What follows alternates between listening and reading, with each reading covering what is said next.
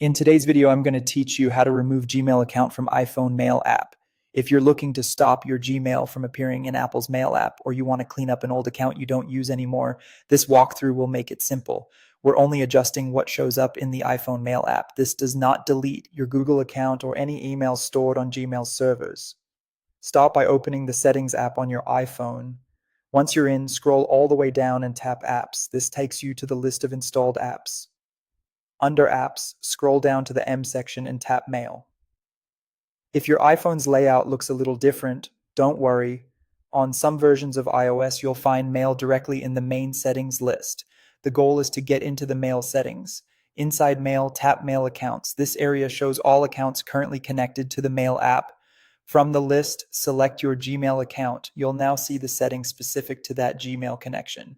At this point, you have two choices. If you only want a break from seeing new Gmail messages in the Mail app, turn off the Mail toggle. That temporarily stops syncing email for this account while keeping the account available to turn back on later with a single tap.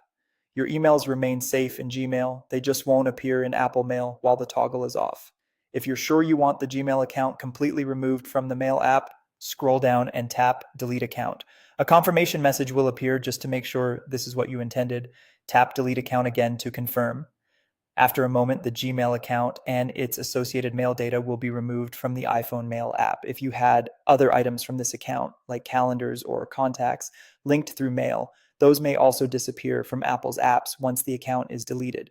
None of this affects the actual data inside your Google account online.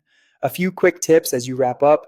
If you use the dedicated Gmail app, it's separate from Apple Mail, so you'll still see your messages there unless you remove the account inside that app too. And if you ever change your mind, you can always add the Gmail account back later through your iPhone settings. And that's it.